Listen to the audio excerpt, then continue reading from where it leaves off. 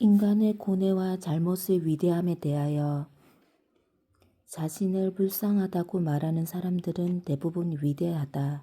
나무와 풀은 자신을 불쌍하다고 생각하지 않는다. 자신을 불쌍하다고 인식하는 것은 위대해지고 싶기 때문이다. 이것은 진리다.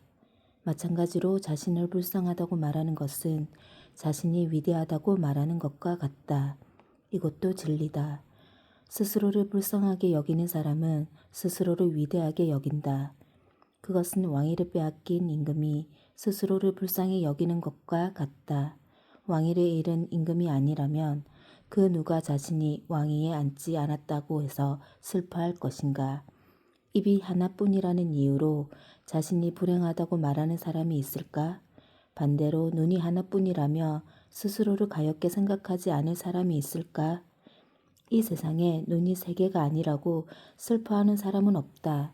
그러나 눈이 하나라며 사람들은 그를 위로해 줄 말을 찾지 못할 것이다. 임금이 그 자리를 다른 사람에게 빼앗긴다면 그 사람은 자신이 불행해졌다면서 슬퍼하겠지. 그 사람은 자신이 임금 노릇을 해야 하는데 못하기 때문에 슬퍼하는 거야.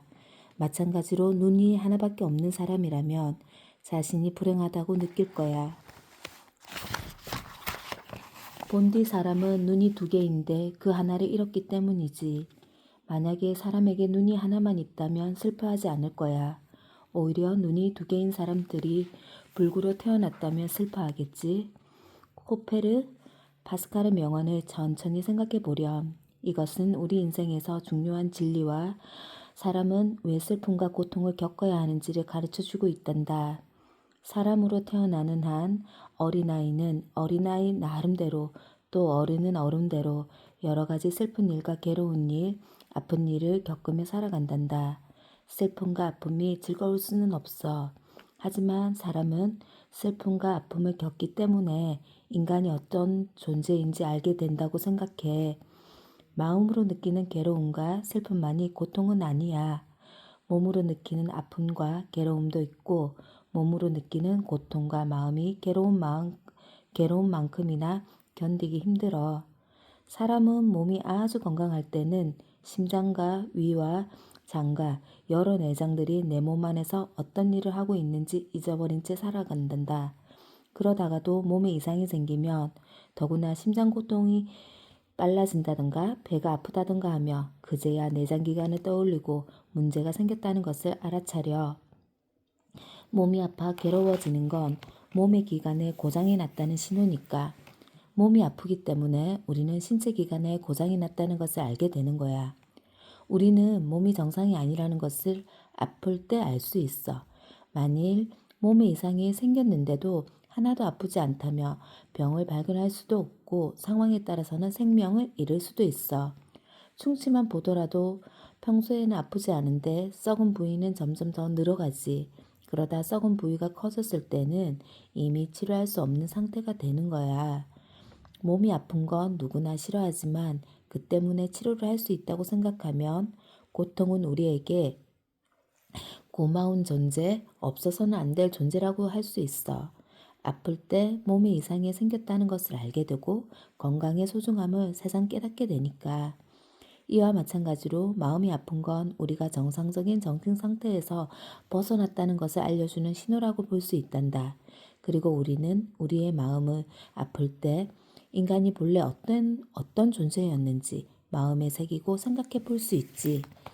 사람이 다른 사람과 조화롭게 살지 못할 때 아파하는 까닭은 사람이 본래 다른 사람과 함께 조화롭게 살아가는 존재로 태어났기 때문이야. 사람은 서로 사랑하고 친절을 베풀며 살아가야 하는 존재로 태어났기에 증오하고 싸움에 지내는 것을 불행으로 느끼고 괴로워하겠지. 사람이 사회에서 느끼는 불행과 고통을 생각해 보면 절대로 다른 사람을 증오하거나 적으로 만들면 안 되는 존재라는 것을 알 수 있어. 또 사람은 누구나 타고난 재능을 키우고 그 재능을 발휘할 수 있는 일을 하며 살아가야 하지만 그렇지 못한 경우도 있어. 그럴 때도 견딜 수 없을 만큼 아파하고 괴로워해. 사람이 스스로를 비참하다고 생각하고 그 때문에 괴로워하는 건 사람은 비참해서가 해서는 해줘서는 안 되는 존재라는 증거겠지. 코페르, 우리는 아픔과 슬픔을 겪으면서 이런 지혜를 찾아내야 한단다. 욕망을 채우지 못했다고 불행하다고 말하는 사람들이 있단다. 또 쓸데없는 거칠에 얽매여 스스로 고난을 불러오는 사람도 있어. 이런 사람들은 욕망과 허영심 때문에 아프고 불행하기 때문에 욕망과 허영심을 버리면 고통과 불행도 자연스레 사라진단다.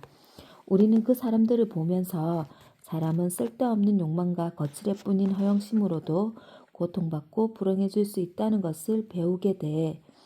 단지 아픈 것만을 느낄 수 있는 감각은 사람에게만 있는 게 아니야. 개와 고양이도 상처를 입고 눈물을 흘려. 외롭고 슬프면 울기도 해. 다른 동물들도 몸이 아프고 굶주리고 목마를 때는 참기 어려워해. 그래서 우리는 개와 고양이, 말과 소 같은 동물을 보면서 지상에 함께 나온 생물체로서 동질감을 느끼고 애정을 쏟기도 하지만 이것만으로 사람답다는 것을 증명할 수 있는 것은 아니란다. 사람은 동물이 아니라 오직 사람만이 느끼는 고통 속에서 참으로 아름다워질 수 있단다. 그렇다면 사람은 어떤 아픔을 겪어야 참으로 사람다워질 수 있을까? 사람은 몸에 상처가 생기지도 않았고 굶주리지도 않았는데 상처 입고 괴로워하거나 갈증을 느끼는 경우가 있단다.